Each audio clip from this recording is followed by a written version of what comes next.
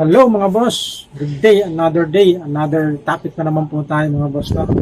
At pag-uusapan natin yung nangyayari ngayon sa ating kapaligiran mga boss. At nais kong ibahagi sa inyo kung ano ba talaga yung mga posibleng mangyari sa mga susunod na araw kapag hindi pa rin po natigil yung nangyayaring gulo sa gitnang silangan mga boss. Pero kung bago po kayo sa aking channel, huwag niyo pong kalilimutan mag-like, share, comment at pindutin ang subscribe button, lalong-lalo na po baka pwedeng pakihit naman po ng aking notification bell para palagi po tayong updated sa lahat ng video ina-upload natin mga boss. Ngayon po, pag-usapan natin yung nangyaring pagdedeklara ni Pangulong Bongbong Marcos ng State of National Energy Emergency. Yan po yung dineklara ng ating Pangulong Bongbong Marcos. Tatagal po ito ng halos isang taon kapag hindi pa rin po humupa yung nangyayaring gulo na yan. Ngayon, ang worst scenario dyan mga boss, kapag lumala ng lumala yan at hindi na talaga mapigilan, nawala na talaga ng supply o mawalan talaga tayo ng supply ng diesel o crude oil dito sa ating bansa. So far, hindi lang naman dito sa Pilipinas nangyayari. Papakita ko sa inyo yung mga video clip na nakuha natin based dun sa mga nangyayari, hindi lang dito sa atin, pati na rin po sa ibang bansa. Tingnan nyo po ito.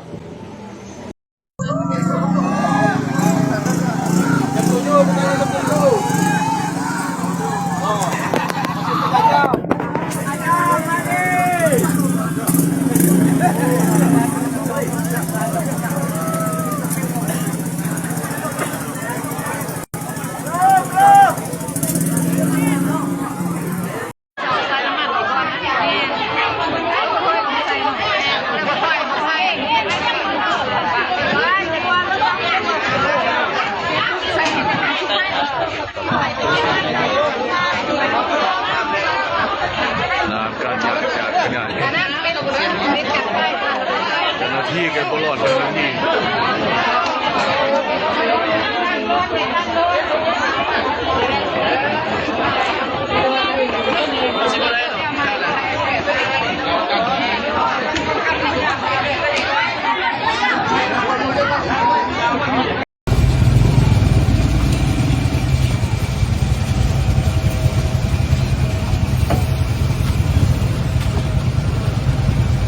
Ang dami, sir.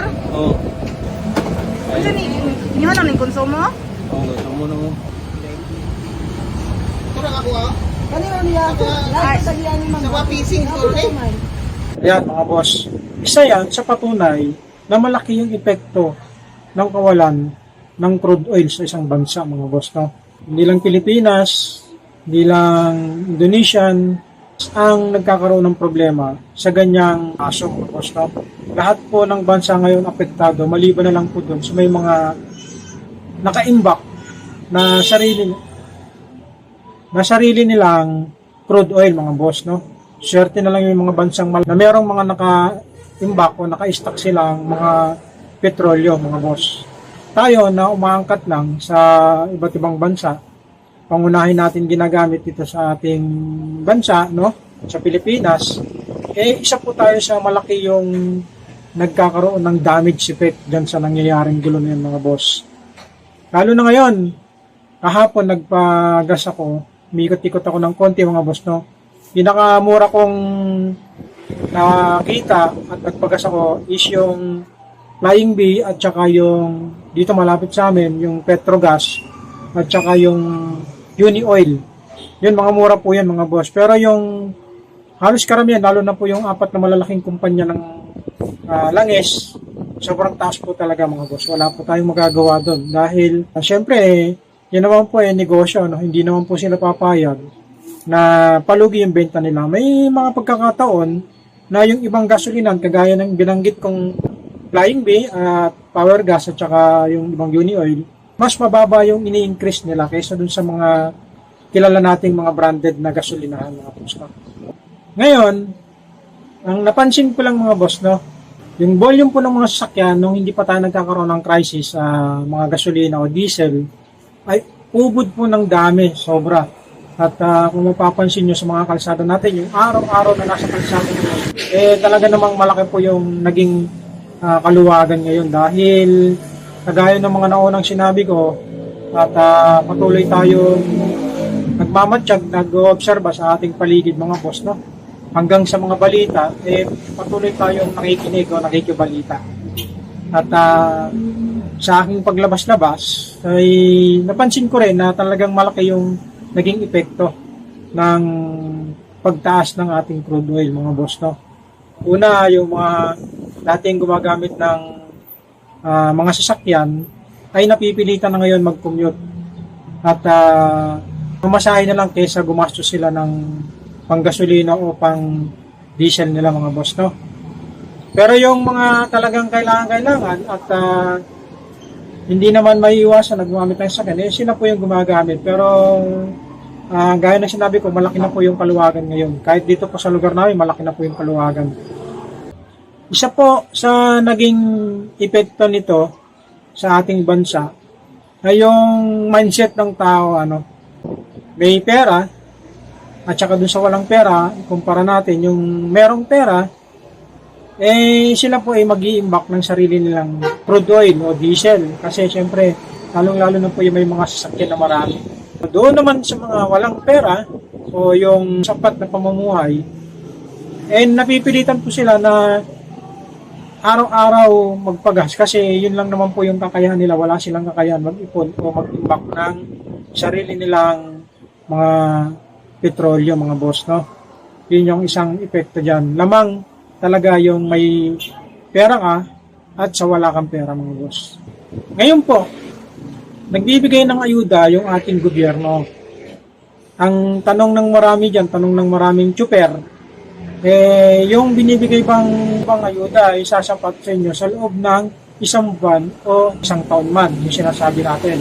Nakikinig tayo ng mga balita araw-araw dahil nakikiramdam po tayo sa nangyayari, mga boss. At kaya nga po ng sinabi ko, marami na po yung driver ngayon ang tumigil muna sa pamamasada dahil sa laki po ng kanilang ginagastos sa diesel. Meron nga pong mga driver na yung dati nilang inuuwi na 700 is 300 to 200 na lang po yung kanilang naiuwi sa pamilya nila, mga boss. Yan po yung epekto. Isa pa po sa epekto niyan, dahil wala nang bumabiyahe masyadong sasakyan o wala nang transportation, marami na ngayon yung nagko-commute, kaya mas maraming tao na po ngayon na makikita tayo sa buong kakalsadahan natin. Nagkakaroon na ng epekto sa kakalsadahan natin, sa mga pasahero, sa mga sasakyan. Full effect na po yan. Nagkakaroon na po tayo na natawag natin hindi pagkakaisa. Dahil nagkakaroon na po ng kanya-kanya pag-iisip dahil nga po sa crisis na nangyayari sa ating bansa. No? Mabalik tayo dun sa yung nangyaring pandemic, mga boss. Kung maaalala nyo po, nung last pandemic, year 2020, 5 taon magmula ngayon yung nakalipas, eto na naman tayo, maharap tayo sa panibagong crisis, mga boss. No? Kung nung araw ng pandemic ay wala kang makikitang tao sa kalsada, walang sasakyan. So ngayon, ang epekto naman, sobrang dami ng tao sa kalsada pero wala silang masakyan. So yun yung epekto ngayon. Para na rin tayo nagkaroon ng pandemic. Pero, hindi lang po yun. Kung nung time po na yun, nung pandemic, halos wala rin pong tao tayo makikita sa kalsada at wala rin naman tayong mabibilihan dahil hindi nga tayo makalabas, mga boss. No? Ngayon, ang nangyayari naman ay ganito. Yung senaryo ngayon, mga boss, dahil sa crisis na yan, yung pagtaas ng langis, kaya ng mga nabanggit ko nung una sa vlog natin, kasama na dyan yung epekto ng gulay, dilata, noodles, bigas, lahat po ng food essential natin, tataas po yan. Hindi lang po yun. Ngayon, sinusulong ng mga driver natin yung sistema ng pagtaas ng kanilang pamasahe para naman madagdagan daw yung kanilang kinikita. Si Pangulong Bongbong Marcos ay nag-declare na ng State of National Energy Emergency, mga boss. Natatagal sa loob ng isang taon. Kaya nag-declare na po yan upang matugunan yung nangyayaring krisis ngayon sa ating bansa. Isa na po tayo sa may malaking krisis ngayon sa buong mundo na humaharap dahil po dyan sa nangyaring gulo ng Israel, US at Iran mga boss. Maraming bansa na po yung nadadamay dahil dyan at lumalala na po yung sitwasyon, lalong-lalo na po dun sa mga nagde-deliver ng mga petrolyo o mga crude oil, mga boss, yung mga barko. Kasi po, yung Strait of Hormuz ay nasa pagitan po ng Iran. Wala pong pwedeng basta-basta dumaan doon kung walang pahintulot ng Iran dahil pasasabugin po nila. Base po dun sa mga balita na naririnig natin, nakikita natin, ay yung iba pinapayagan naman po na makadaan dahil po sa tinatawag na humanitarian law. No? Yun po yung ng UN, United Nations. Pero, hindi natin masasabi kung hanggang kailan at kung ilang beses pwedeng dumaan dahil nga po sa patindi ng patindi yung nangyayaring gulo na yan sa may gitnang silangan. Dahil kapag tuluyan na pong nawalan tayo ng supply ng crudo, meron po tayong mga power plant na crudo yung ginagamit. At lahat po ng sasakyan natin dito ay crudo rin po yung mga pangunahing ginagamit. Pero mga boss, habang nangyayari yung crisis na yan sa atin, no, meron isang panibagong lika na umuusbong ngayon mga boss. Yun po yung mga electric vehicle o yung mga tinatawag na EV at saka electric motorcycle mga boss. Yan po yung mga umuusbong ngayon na dati hindi naman po masyadong pinapansin kasi nga po tayo nakadepende sa diesel at saka gasolina. Ngayon, sa kadahilan ng nangyayari yan at unti-unti tinatanggap na ng taong bayan yung nangyayaring crisis ngayon sa atin. No? Kung noong araw mga boss ay maliit lang yung tingin natin sa mga electric vehicle o electric motorcycle, ngayon po yung maliit na tingin natin sa mga yan ay unti-unti na pong nagbabago dahil nga po sa nangyayaring crisis sa atin sa diesel mga boss. No? Kasi isipin nyo, malaki yung magiging tipid nyo kapag electric vehicle kayo o naka-electric motorcycle kayo. Although na hindi naman siya ganun kahaba yung tinatakbo at kailangan magpakarga around 200 kilometers sa mga electric vehicle at 100 kilometers naman sa mga electric motorcycle. Pero alam naman natin na habang nade-develop yung panahon, nade-develop din yung kakayahan ng tao, gaya nga po ng nangyayari ngayon, ano, na unti-unti na nating tinatanggap, unti-unti na natin hinaharap yung sa mga electric vehicle o electric motorcycle. Anong araw, hindi naman natin pinapansin. No? Malaki na rin po ngayon yung nagiging influensya. No? At isa na po yan sa mga nakikita natin na ngayon. Hindi lang po option. Magiging pangunahing transportation na natin yan balang araw. At alam naman natin na tayo po ay umaangkat lang din ng mga petrolyo sa iba't ibang bansa mga boss. Kasi alam nyo po mga boss, hindi solusyon yung hiningi ng ibang driver.